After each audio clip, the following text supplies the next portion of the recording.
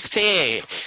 Alors, bienvenue à cette formation Adobe Spark. Adobe Spark, en premier lieu, j'aimerais ça, avec l'outil réaction que vous avez en bas de votre écran, pouce levé s'il y a des gens qui connaissent Adobe Spark, qui l'ont déjà utilisé. Donc, pouce levé, s'il vous plaît.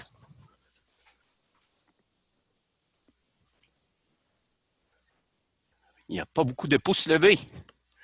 Parfait. Alors, ça va être une petite initiation sur ce produit que j'aime beaucoup personnellement. Et je tiens à mentionner que les conseils scolaires francophones disposent de la version Premium pour éducation. Et la version Premium pour éducation est vraiment intéressante. Si vous êtes... Il y a Kevin qui marque le bouton réaction ne fonctionne pas. Est-ce que... OK, Eric, je vais m'en occuper avec lui. OK, parfait. Alors, Adobe Spark, c'est une suite de 3 applications en ligne, complètement gratuites. Comme la plupart des produits, il existe une version gratuite, mais limitée au niveau des fonctionnalités. Et il existe une version premium, une version payante, qui coûte normalement 10 $ par mois. 10 $ US. La version premium pour éducation, par contre, est installée dans les 4 conseils scolaires francophones. Et si jamais vous êtes en immersion, bien, vous avez quand même la possibilité d'avoir accès à la version de base qui travaille très, très bien. Si vous avez iPad ou tablette Android, il y a également Adobe Spark qui est disponible, sauf que c'est 3 applications différentes. Vous allez avoir Adobe Spark Post, Adobe Spark Page et Adobe Spark Vidéo.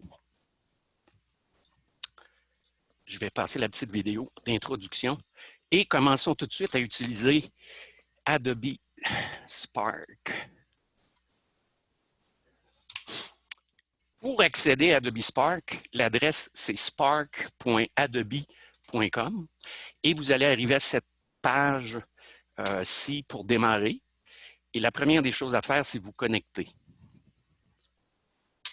Pour vous connecter, si vous êtes dans un des 4 conseils scolaires francophones, à la première connexion, je vous conseille d'utiliser le compte scolaire pour être certain que votre compte Google va être bel et bien identifié comme un compte scolaire et que vous allez avoir accès à la version Premium. Si vous êtes en immersion, il faut faire attention à une chose, c'est que la version Premium pour éducation respecte le COPPA, Children Online Protection Act. Ça veut dire que, entre autres, les images disponibles, je vais revenir sur la fonction d'insertion d'images, les images sont filtrées, vous êtes certain que vos élèves n'auront pas du contenu inapproprié. Donc, pour la version premium pour éducation, même pour vos élèves en 2e, 3e, 4e année, c'est parfaitement sécuritaire d'utiliser Adobe Spark. Ce n'est pas le cas pour la version gratuite, mais je n'ai jamais eu vraiment de problème lorsque j'utilisais la version gratuite. Sauf que ça ne respecte pas le COPPA. Et le COPPA, c'est la loi aux États-Unis qui gère le fameux 13 ans. Donc, le fameux 13 ans lorsqu'on s'inscrit dans les réseaux sociaux. C'est pour ça que si vous utilisez Adobe Spark Basic, la version de base, je vous conseille de demander aux enfants de moins de 13 ans, en fait aux parents des enfants de moins de 13 ans de superviser l'utilisation de Spark. Comme vous le voyez, vous pouvez vous connecter avec un compte Google, avec Facebook. Si vous avez un identifiant Apple, on peut s'abonner par courriel ou encore on peut créer un identifiant Adobe. Pour les besoins de la formation de ce matin, je vais utiliser mon compte du Conseil scolaire du Nord-Ouest et je vais utiliser donc un compte scolaire. Je vais écrire mon courriel du Nord-Ouest et normalement, puisque je suis connecté dans Chrome avec mon identifiant du conseil scolaire, il ne devrait pas me demander de mot de passe.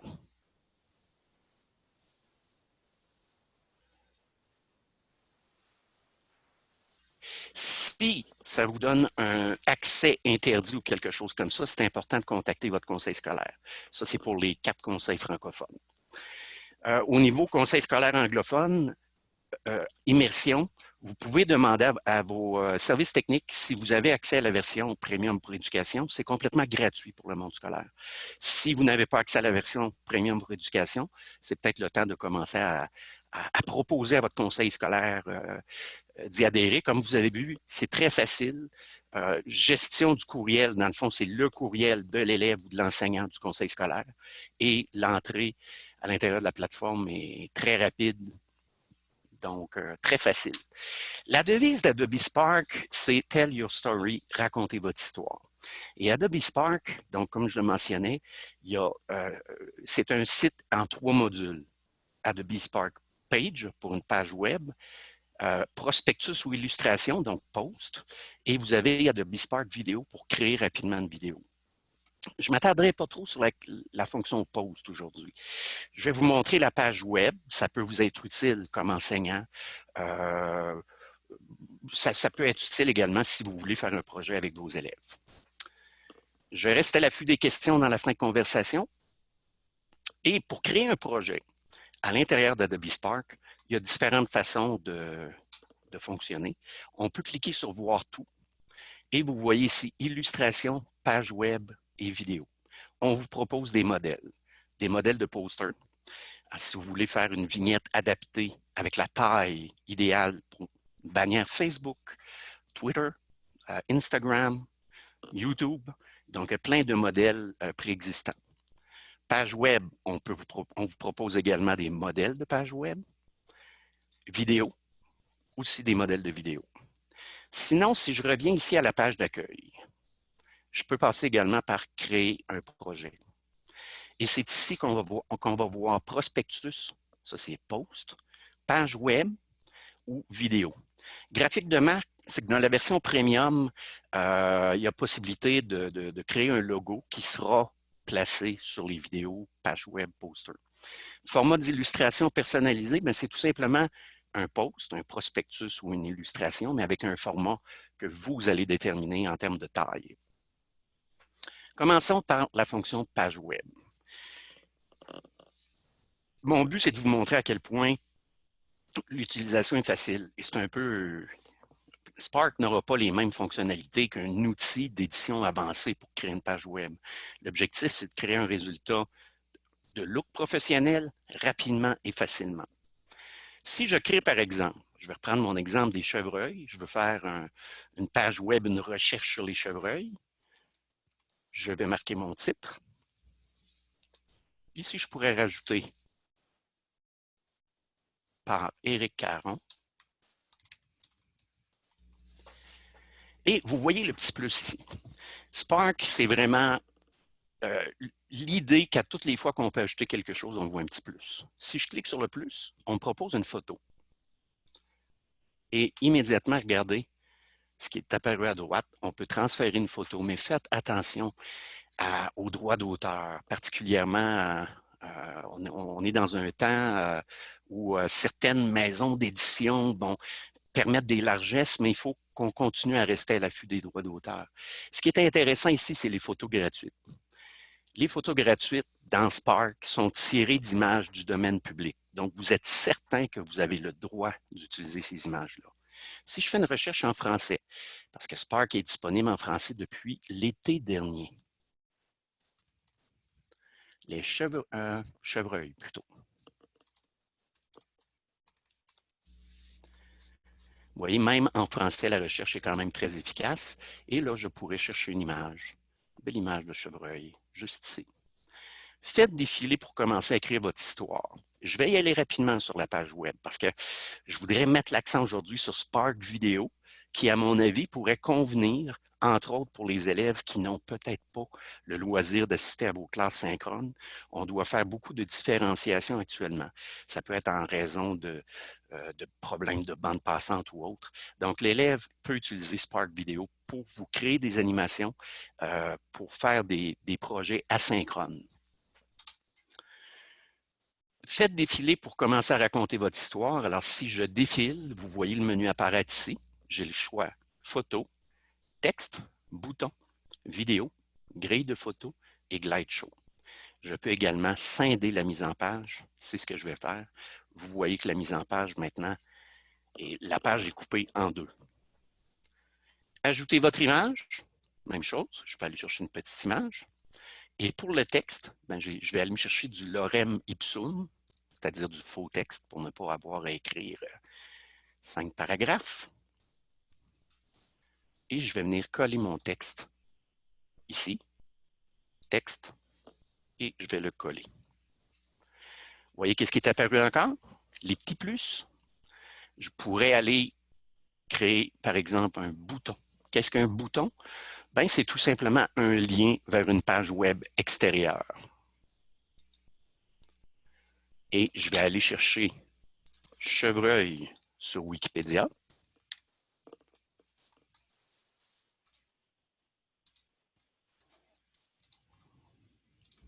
Je vais copier mon lien.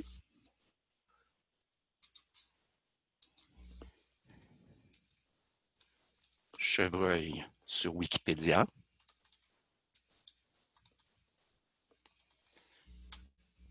Avec mon lien ici, que je vais centrer, et je vais enregistrer. Même chose pour la vidéo, les vidéos. En fait, c'est YouTube. C'est des liens vers des vidéos YouTube. Chevreuil. Je ne prendrai pas la chasse au chevreuil. Magnifique chevreuil approche. Je vais aller copier mon lien. Je retourne. Je vais placer ma vidéo ici avec le lien vers YouTube. Et ma vidéo est intégrée. Si je descends, donc là, on a vu comment insérer une photo, un texte, un bouton, une vidéo. Je vais y aller rapidement avec la grille de photos pour que vous voyez la différence entre ça et le Glide Show. J'ai sélectionné des photos. Je vais cliquer sur le bouton Enregistrer. Mais ma grille de photos maintenant est ici. Et je vais terminer avec le Glide Show pour que vous voyez la différence. On va aller prendre d'autres images de chevreuil. Il est mignon, lui. Enregistrer. Et vous voyez, le Glide Show, c'est des images qui défilent de cette façon-là, contrairement à la grille d'images. Ici, j'ai même la possibilité de rajouter encore une photo, un texte, bouton, vidéo. Si vous regardez votre menu maintenant en haut ici, dans les réglages, je pourrais afficher l'entête et le pied de page, dans lequel vont apparaître entre autres les crédits des photos qui ont été employées. Je pourrais également partager, ça c'est une fonction intéressante. Je pourrais le partager et pour les conseils scolaires qui hésitent à ce que des pages web soient publiées réellement par l'élève, ce qu'on peut demander, c'est tout simplement de partager le projet avec l'enseignant et vous allez avoir accès à ce moment-là au projet des élèves que vous pourrez éventuellement évaluer, sur lesquels vous pourrez donner une rétroaction. Contrairement à Google Documents, par contre, on ne peut pas être deux à travailler sur un même projet. Donc, je l'ai testé. Et si on tente d'ouvrir un projet qu'un autre a déjà d'ouvert, ça mentionne tout simplement que quelqu'un d'autre travaille sur le projet. On ne peut pas y accéder les deux à la fois. Vous avez l'option d'un aperçu. Alors, voyons à quoi ressemblerait mon site web.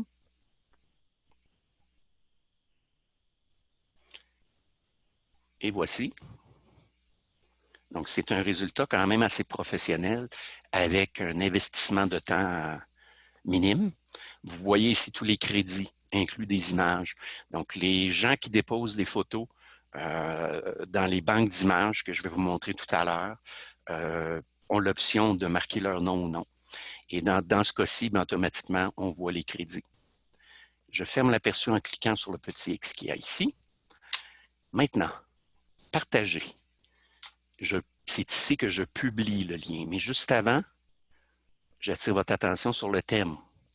Comme je l'ai mentionné, Adobe Spark n'est pas destiné à avoir des fonctions avancées, par exemple, de traitement de texte, mais on peut choisir parmi des thèmes prédéfinis qui vont permettre de changer les polices, l'apparence. Donc, vous voyez que la photo change un peu de couleur d'ailleurs. Vous pouvez vous amuser un peu dans les thèmes qui existent ici. J'ai terminé mon site web. Il me reste à le publier. Cette fonction-là, dans les conseils scolaires, si vous avez Adobe Spark Premium pour éducation, c'est le conseil scolaire qui décide si on peut publier ou non les pages web. Donc, si vous ne voyez pas l'option de publier, vous pouvez contacter les services informatiques. Les chevreuils, j'ai l'option que mon nom apparaisse sur la page ou non. Je donne une catégorie. Dans ce cas-ci, je vais donner « Autre ». Je crée un lien tout simplement. Et présentement, ma page est en cours de publication. Voici le lien de ma page web. Copier. Si vous avez un compte Google avec la suite G Suite, donc Google Apps for Education, vous avez l'option également de placer le lien directement dans votre Google Classroom. Vous pouvez également le tweeter, l'envoyer sur Facebook. Dans ce cas-ci, je n'ai que copier le lien et je vais ouvrir Firefox pour que vous voyez que mon site est réellement publié. Les chevreuils, avec cette adresse-ci qu'on ne peut pas modifier. Donc, mon site est publié. Une question qui m'est parfois posée, c'est si je veux retirer la publication, si je veux le retirer du web. On a vu les principales fonctionnalités de Spark page web. Pour retourner maintenant à l'accueil, si je survole le petit SP ici, je clique et je reviens dans la page d'accueil avec mes projets. C'est le projet que je viens de réaliser, les chevreuils. Si je le survole, j'ai la possibilité de le modifier. Il va ouvrir le projet à nouveau. Mais j'ai les 3 petits points ici qui me permettent d'annuler la publication. Donc, j'annule la publication, abracadabra. Aussi simple que ça. Mon projet existe encore, mais il n'est plus publié sur le web. Pour les projets, j'ai l'option de le partager également par ici. Je pourrais inviter Rock, par exemple, à travailler avec moi sur le projet. Je peux également le déplacer ou le supprimer. Alors, ça fait le tour pour Adobe Spark Page Web. Je vais prendre juste un peu de temps pour l'aperçu côté post. En français, prospectus ou illustration. D'accord? Je crée un prospectus. Pour les prospectus, personnellement, je fonctionne beaucoup à partir de projets préétablis que je vais modifier. Et si je voulais faire, par exemple, une bannière pour une vidéo que je dépose dans YouTube, je vais faire la recherche YouTube. Et c'est ici que j'aurai des exemples de bannières qui sont exactement de la bonne taille pour placer en vignette pour représenter une vidéo. Exemple, notion de base, je peux créer à partir de ce modèle.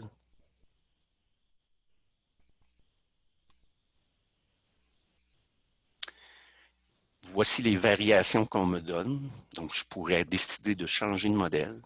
Et sinon, si je clique 2 fois sur un texte, j'ai la possibilité de le modifier.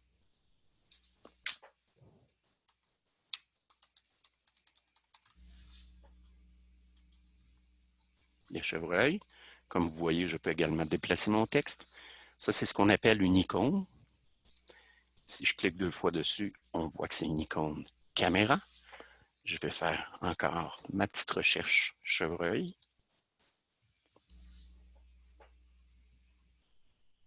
J'ai un petit chevreuil ici. Projet de recherche.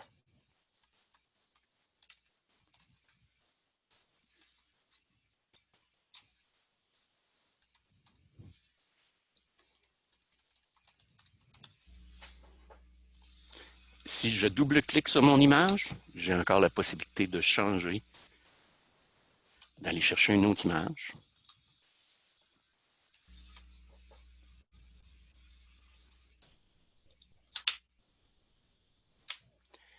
De redimensionner mon image au besoin, de faire la rotation de l'image.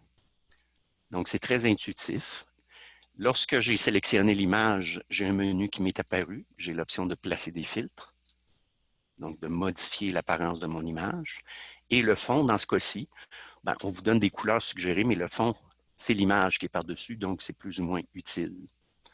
Donc, si je clique à l'extérieur de l'image, je reviens avec mon menu de base dans lequel j'ai des options de mise en page, de bordure, etc. Quelque chose de simple, je vous laisserai vous amuser. C'est quelque chose Écoutez, le commentaire que plusieurs enseignants m'ont dit, c'est que même en troisième, deuxième année, certains élèves vont être capables d'employer Adobe Spark sans trop de supervision. Même chose que pour Adobe Spark Page. Vous avez l'option d'inviter des gens pour travailler, collaborer ou tout simplement partager avec l'enseignant pour éviter de le publier en ligne. Et dans ce cas-ci, puisqu'on parle d'une illustration, vous avez la possibilité de le télécharger en format PNG, JPEG ou PDF, mais PDF est encore en format bêta. Vous pourriez également le publier en ligne. Donc, ça vous appartient. Et ensuite, je peux marquer un titre ici, ma publication. Illustration.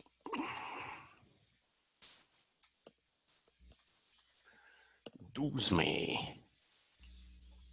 L'enregistrement est en cours. Ma petite bannière YouTube est terminée. Je peux revenir à l'accueil. Je vais prendre un petit peu plus de temps sur Adobe Spark Vidéo. Adobe Spark Vidéo, personnellement, je préfère toujours partir d'un projet vide. Je trouve que les projets qui sont proposés comme modèle sont plus durs à modifier que de partir d'un modèle initialement vide. Toujours sur mon titre, sur mon thème, pardon, des chevreuils.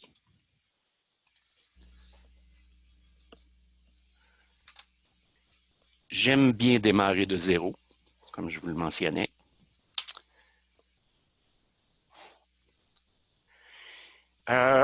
Chaque fois qu'on ouvre Spark Vidéo, il y a une petite vidéo d'1 minute 7 secondes, malheureusement en anglais, mais qui présente le fonctionnement de Spark Vidéo. Somme toute, très, très simple, aussi simple que page web et illustration. Je pars d'un projet vide. Encore le petit plus qui signifie que je peux ajouter un élément. Je vais rajouter une photo et je reste dans mon thème des chevreuils.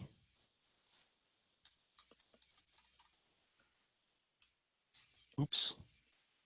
Ah, quand même, la recherche a quand même fonctionné malgré la coquille. Ah, j'aime bien cette image. Bon, si on regarde l'interface, c'est quand même assez facile de s'y retrouver. Ça veut dire que cette diapositive-là, si on peut appeler comme ça, dans la vidéo va durer 2 secondes. Ensuite, le bouton d'enregistrement ici me permet d'enregistrer facilement une narration. Vous allez le voir dans quelques instants. Et j'ai toujours le petit plus qui me permet de rajouter du texte.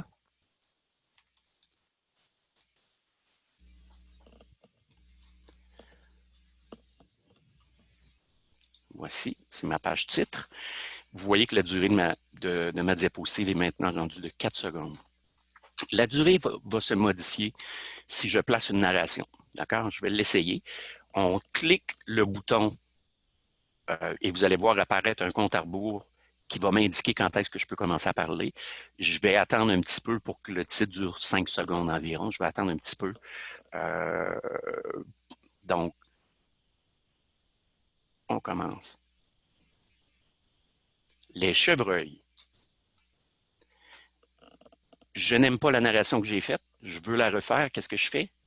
Je pèse à nouveau sur le bouton. Les chevreuils. Aussi simple que ça, vous voyez 5 secondes maintenant pour cette diapositive-là. Juste en bas de l'écran, vous voyez les crédits. Vous allez voir qu'automatiquement, les images libres de droit du domaine public, donc qu'on retrouve, vont être automatiquement inclus. Et ici, Outro, c'est lorsqu'on place une image de marque, un logo. Lorsqu'on en crée un pour notre organisation, automatiquement, il est rajouté là.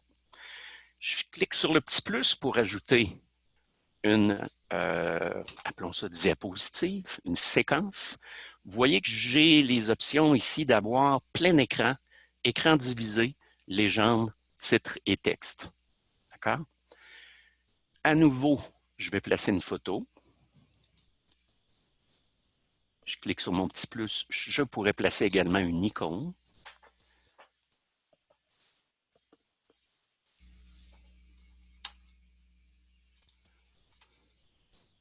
Je ne peux pas, par contre, déplacer mon icône.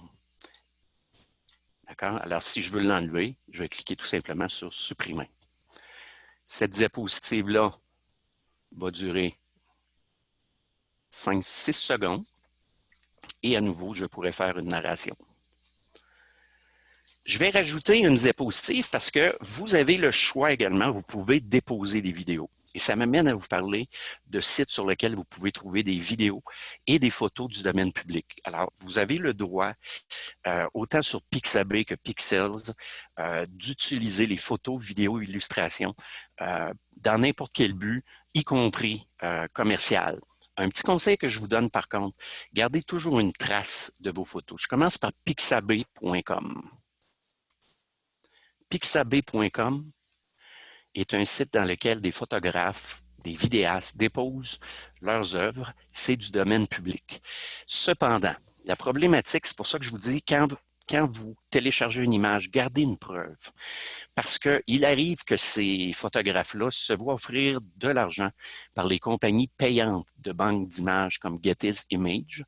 Et moi, ça m'est arrivé que Getty's Image me contacte en disant « Vous avez une image dont les droits nous appartiennent sur votre site web, nous vous mettons en demeure de la retirer. » Et j'ai été en mesure de leur répondre « J'ai téléchargé cette image de Pixabay. » Et je vous donne un exemple, le 12 mai 2007.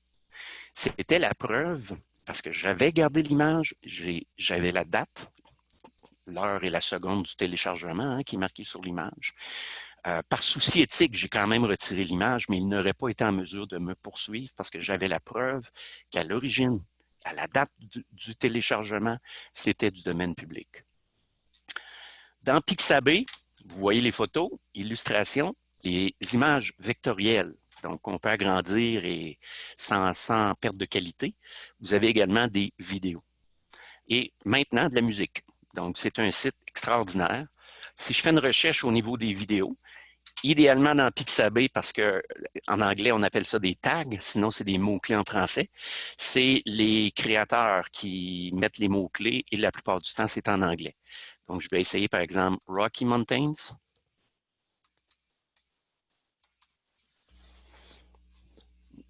Les premières images, faites attention, vous voyez, si je survole ici, ça va être marqué Shutterstock. Les premières images, la plupart du temps, c'est des images payantes. Shutterstock, ils vendent des images. Donc, c'est un commanditaire pour le site Pixabay.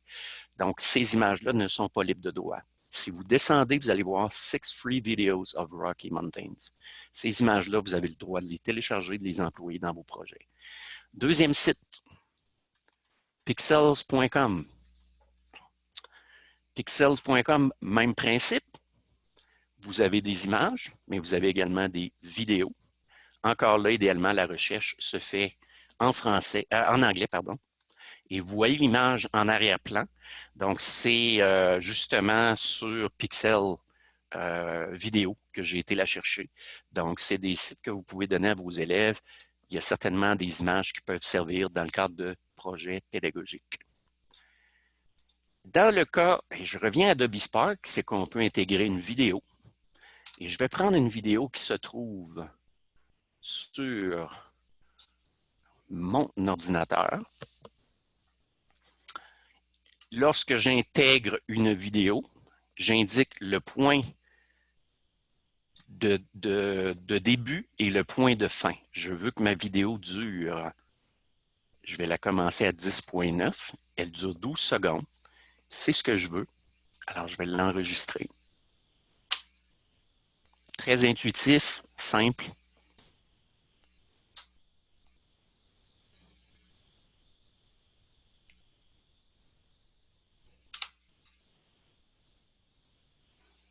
Ça peut prendre un certain temps selon la bande passante. Merci de votre patience.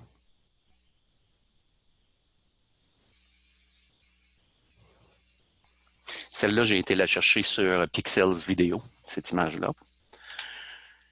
Donc, mon image est prête. Encore là, je pourrais marquer un texte.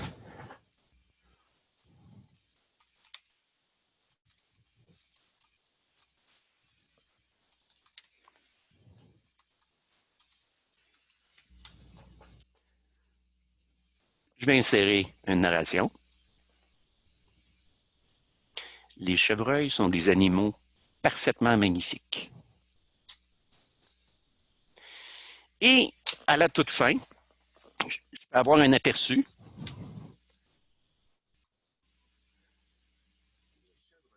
Vous n'entendez pas le son, hein? J'ai oublié de partager mon son. Rock. Tu as raison. Tu as oublié de Okay. partager ton son. Parce que j'arrive sur l'élément, là, j'ai une petite musique de fond, mais ça vaut la peine que je vous le partage avec le son. Attendez 2 petites secondes.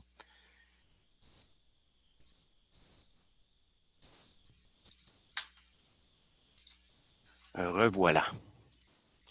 Je vais réouvrir ma fenêtre de conversation. Voilà. Parfait. Je recommence.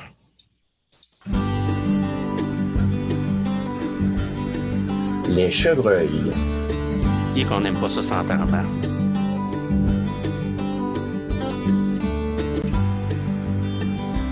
Les chevreuils sont des animaux parfaitement magnifiques. Si je suis satisfait du résultat, je peux télécharger la vidéo. Automatiquement, elle va le télécharger en format MP4 que vous pouvez mettre dans YouTube ou encore partager sur votre environnement numérique d'apprentissage quelconque. Vous pouvez également la partager, la publier directement en ligne à partir d'ici. Si je regarde en haut, à nouveau, j'ai des thèmes. Par défaut, c'est ce thème. Ça détermine les effets que vous avez vus. Je pourrais changer facilement de thème.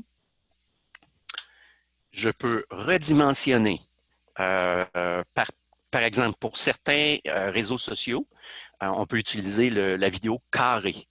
Mais sinon, par défaut, c'est l'écran large ici. Et vous avez la musique. La musique ici est libre de droit d'auteur. Donc, vous avez quand même quelques options. Je suis en train de changer, hein. Je vois léger. J'aime moins. Je pourrais ajouter ma musique, mais encore là, faites attention au droit d'auteur. Ça fait western un peu, ça. Je vais quand même le sélectionner. Et ensuite, je suis prêt à le publier. Je peux passer directement au téléchargement ici. Il est en train de préparer ma vidéo pour le téléchargement. Et lorsque la vidéo va être prête, le téléchargement va se faire automatiquement. Vous voyez que c'est quand même assez rapide.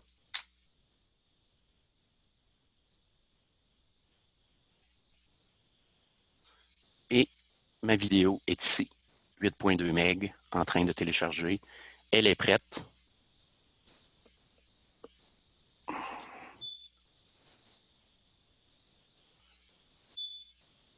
Ouvrir avec QuickTime. Je vais amener QuickTime ici.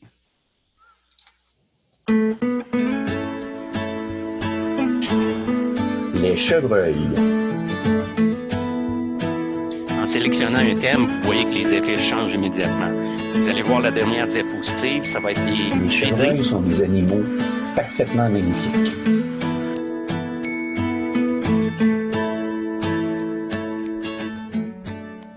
Oh, il n'y a pas les crédits. Ça veut dire qu'il faut que je revienne ici. Les crédits, ajoutez vos propres crédits. Probablement parce que les photos que j'ai prises, il y a pas, l'auteur ne s'est pas identifié. Tout simplement, normalement, les crédits apparaissent automatiquement. Y a-t-il des questions? Je vais me tourner vers mon autre ordinateur pour voir vos visages. Comment est-ce qu'on peut contrôler le volume de musique dans le fond? Hey, c'est une bonne question. Ici, le volume est juste ici.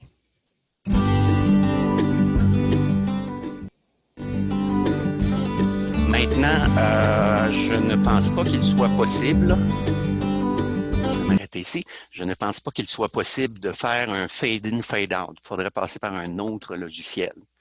Donc, c'est vraiment une musique qui va s'appliquer pour l'ensemble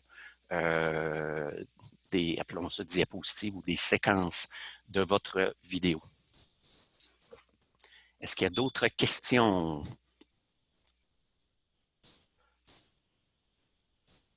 Oui, c'est ça. Alors, c'est Karen, dans le fond, ça vise la facilité. Donc, c'est pas un logiciel d'édition vidéo non plus, mais ça permet rapidement de créer un projet sans trop se casser la tête au niveau technique.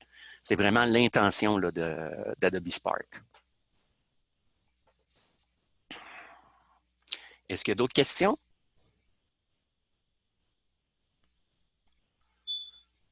Non, C'est une bonne nouvelle, là, les transitions. ouais. Les transitions, c'est par défaut à l'intérieur du thème. On a très peu de contrôle, comme je le mentionnais, un peu comme dans la page web.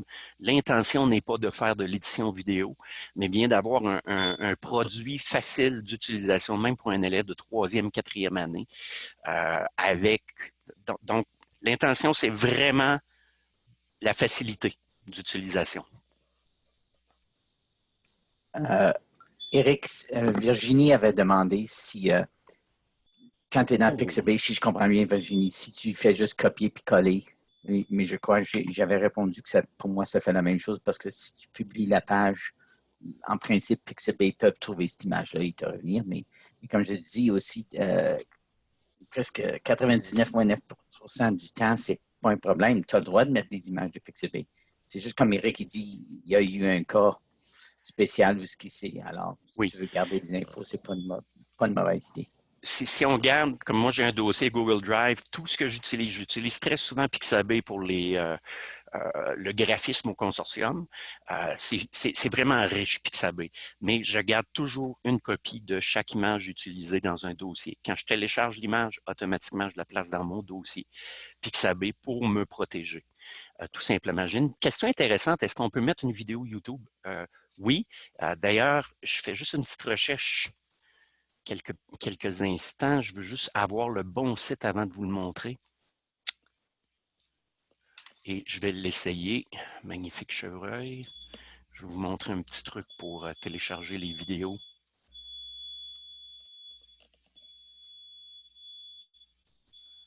Je suis en train de tester, voir si c'est le bon site. C'est pas le bon.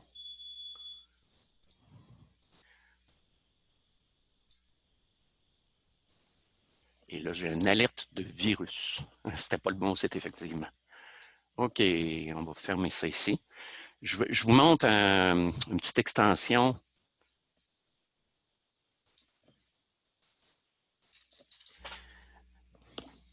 Là, j'ai mon ordinateur qui est complètement gelé.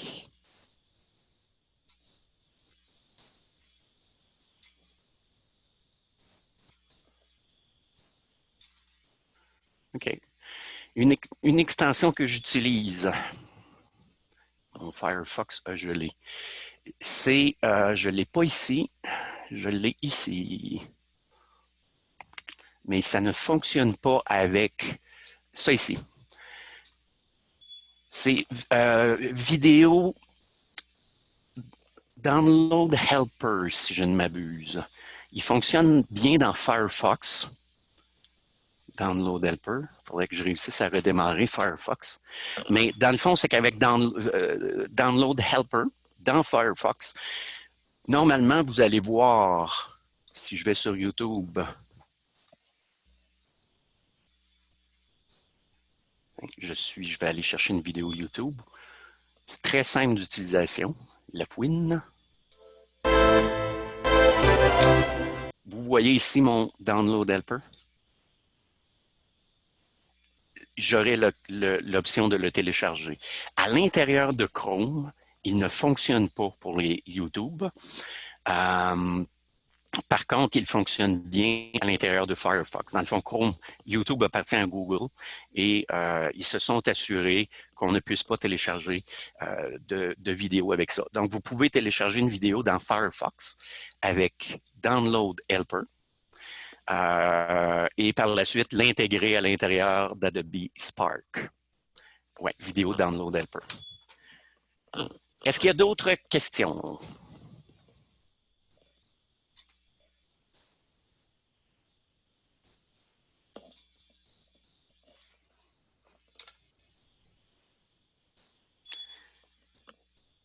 Ça semble. Extension. Merci beaucoup, Rock. OK. Écoutez, je vais terminer en vous montrant les outils qu'on a mis en place au consortium également pour vous appuyer. Éric, Oui, Éric, tu as une autre question qui vient d'apparaître. attends un petit peu. Oh, est-ce qu'on peut enregistrer une vidéo directement sur Adobe? Non. C'est pas fait pour enregistrer une vidéo, c'est fait pour en importer. Alors, vous pouvez utiliser, par contre, si vous voulez vous filmer Screencastify, vous allez avoir une vidéo que vous allez pouvoir importer à l'intérieur d'Adobe Spark, pour ceux qui connaissent Screencastify. Je vais maintenant aller sur l'espace du consortium sur le Moodle. Alors, c'est une adresse à garder en tête, eformation.cpfpp.ab.ca. Vous allez arriver sur l'espace du consortium provincial, donc sur le Moodle francophone de l'Alberta. Pour ceux qui sont en immersion, vous n'avez pas à vous connecter d'aucune façon. Présentement, c'est disponible sans connexion. Pour revisionner les webinaires, vous pouvez cliquer ici. Vous allez avoir la liste des webinaires qui sont en ligne. Lorsqu'on offre le webinaire plus d'une fois, on place ce qu'on considère comme étant le meilleur enregistrement. Donc, vous avez Adobe Spark qui est ici. Vous avez l'ensemble des webinaires. Présentement, on est assez occupé, donc ça peut prendre quelques jours avec un webinaire soit placé en ligne. Donc, merci de votre patience. Et vous avez les communautés de partage ici de chaque groupe d'année scolaire. Si je clique, par exemple, la communauté de partage 4 à 6, on a placé trucs et astuces pour apprendre, littératie, numératie, bien-être, divers, 4e, 5e, 6e année. Si vous accédez à une communauté, vous voyez le menu de gauche ici qui est superposé. Cliquez sur les petites barres horizontales.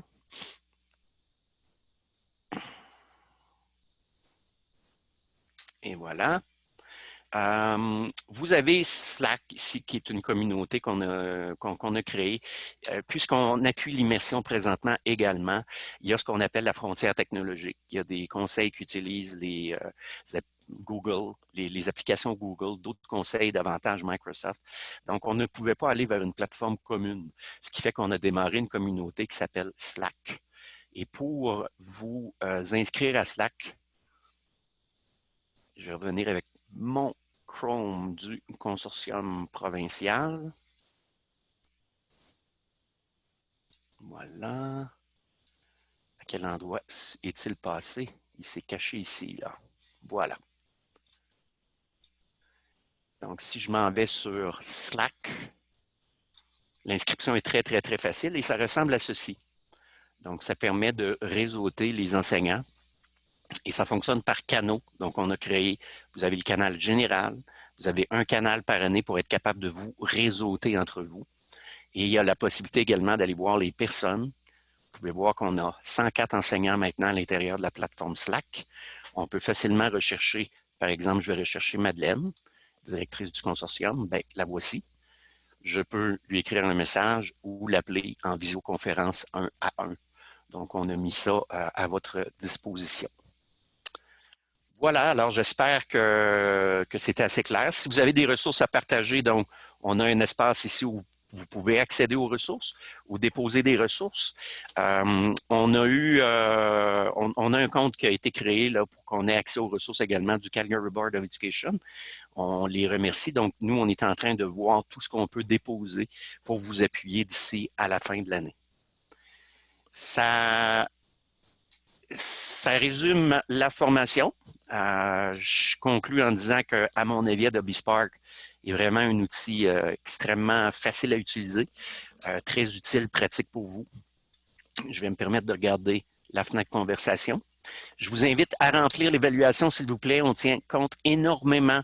En fait, on en tient compte au quotidien de votre rétroaction. On veut vraiment répondre à vos besoins et on se garde toujours une dizaine de minutes lorsqu'on le peut pour vous permettre de compléter l'évaluation immédiatement après la formation.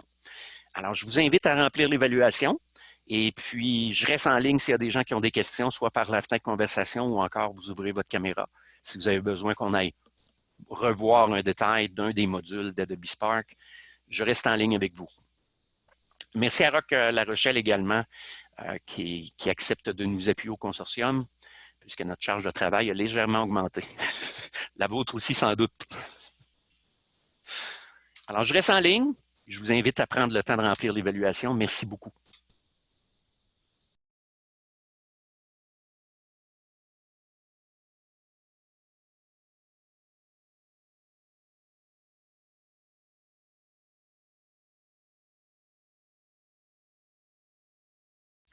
Oui, on peut la partager avec Google Classroom.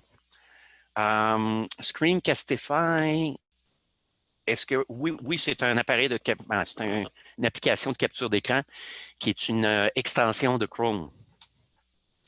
Et c'est gratuit pour la durée de la pandémie avec un code.